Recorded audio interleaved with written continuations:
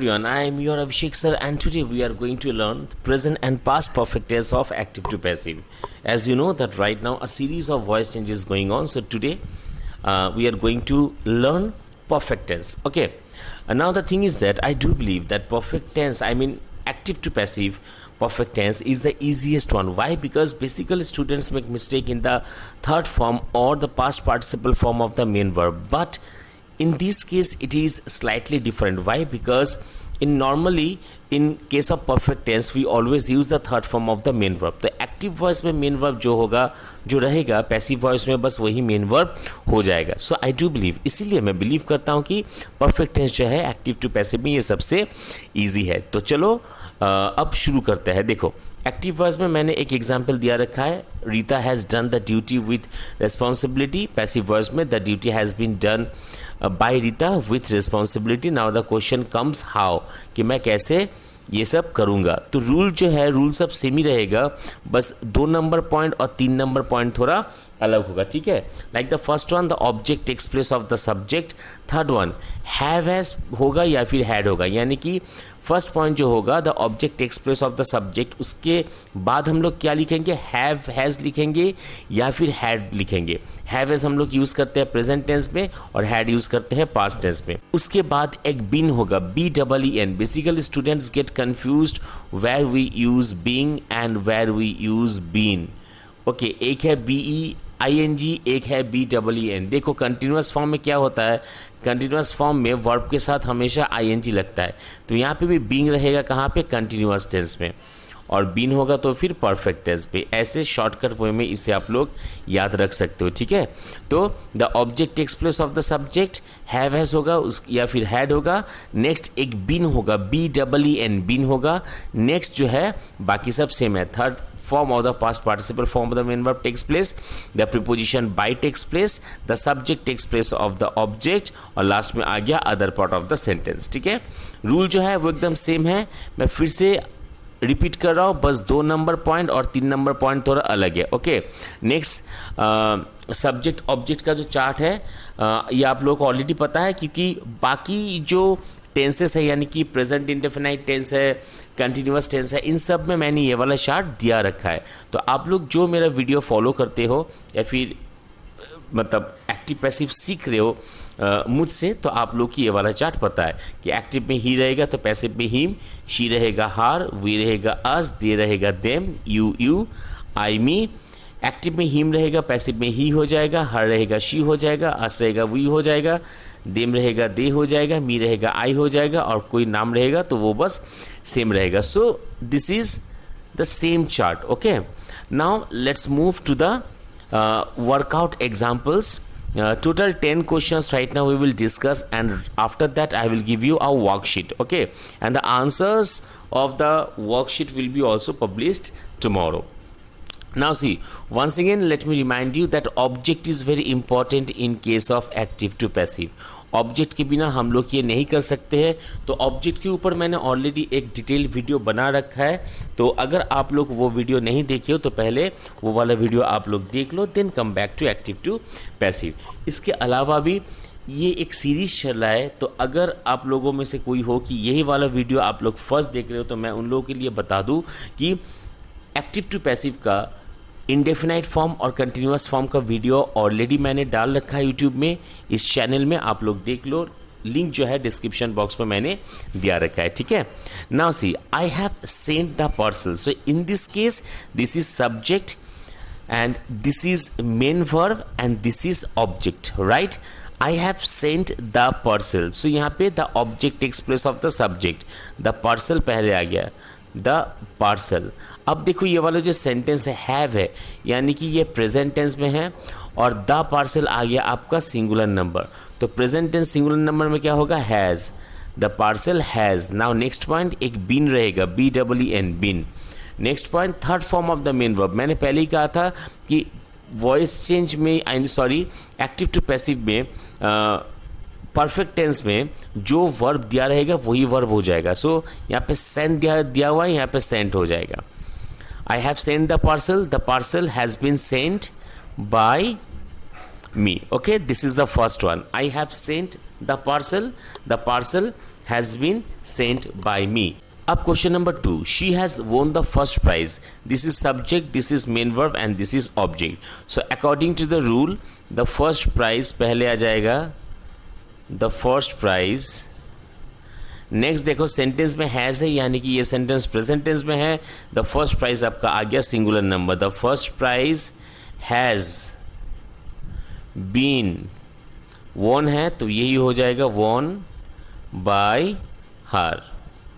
Okay, she has won the first prize. The first prize has been won by her. Next one, you have earned my respect. Subject, main verb, my respect, object. So my respect पहले आ जाएगा.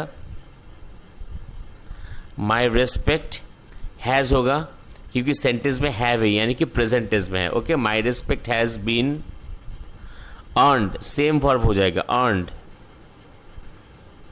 by you. My respect has been earned by you. Now the next one, they have filed a complaint.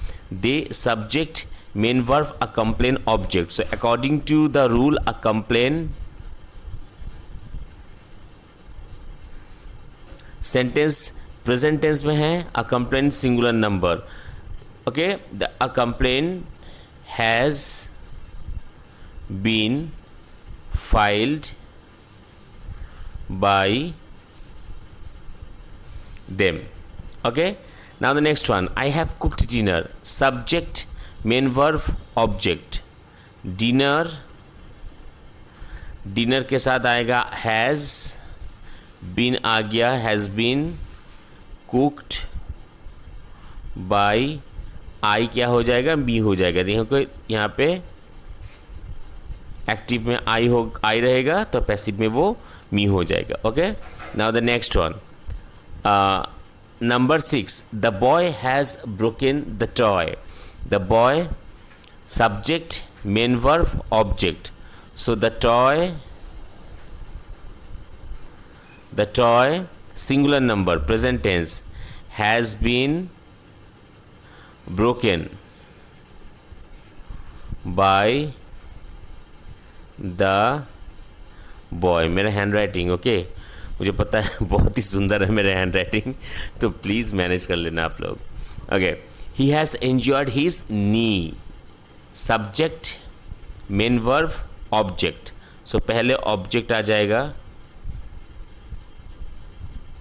Okay, singular number है, present tense है. So his knee has been, जो verb है वही verb हो जाएगा.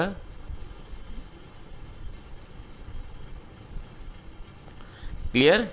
Okay, next one, I have received the invite. Subject, main verb, object. So the invite singular number है, has been received by me. Clear? Okay, next, they have bought a house. Subject, main verb, a house, object. So a house singular number has been bought, the same verb, by them. Now number 10, they have invited us. Subject, main verb, object. Us. In active voice it is given us, that means in passive voice it would be we.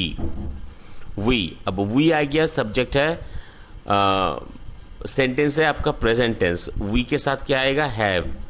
we have been invited, जो main verb है वही हो जाएगा, invited by them. Clear? So we have done total 10 sentences, but negative sentence और past tense में miss कर गया हूँ मैं. चलो करते हैं. नंबर 11 में मान लो कि एक सेंटेंस आपका, okay, mister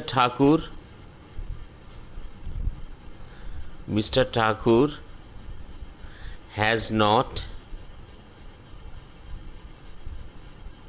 delivered his speech इसको मैं हैड कर रहा हूँ, had passed tense, okay.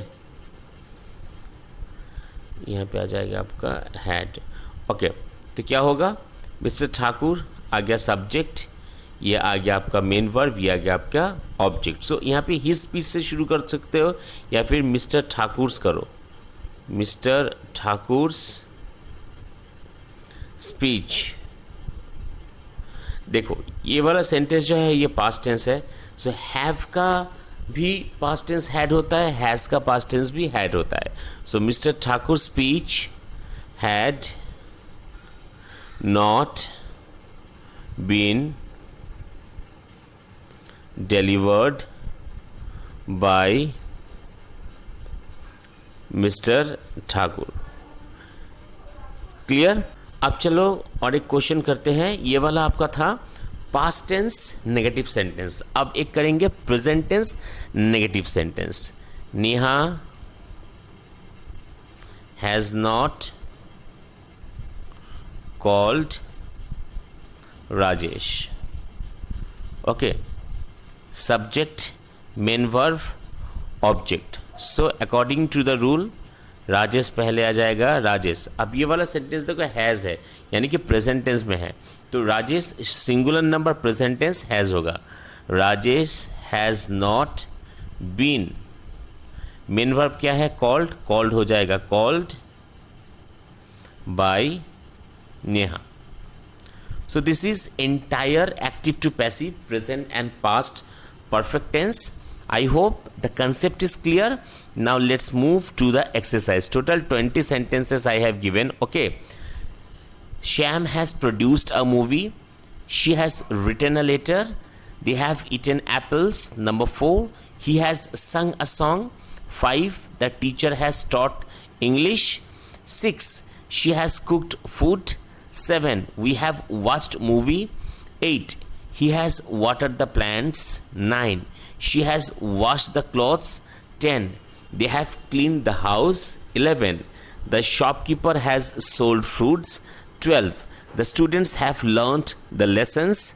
13, he has checked emails. 14, my father has read newspaper. 15, she has designed a website. 16, the farmer has grown crops. 17, the dog has chased the cat. 18, she has decorated the room. 19, he has solved puzzles. 20, they have played football. So these are the questions. You all please solve the questions and the answer of these questions will be published tomorrow. Okay, I hope the chapter is clear. Then also if you want to know anything, if you have any doubt, you may write in the comment section. Apart from this chapter, if you have any doubt in any chapter, frankly you may ask me. I will definitely get back to you. आज बस इतना ही, मिलते हैं next video में। तब तक के लिए tata bye bye, see you and जय हिंद।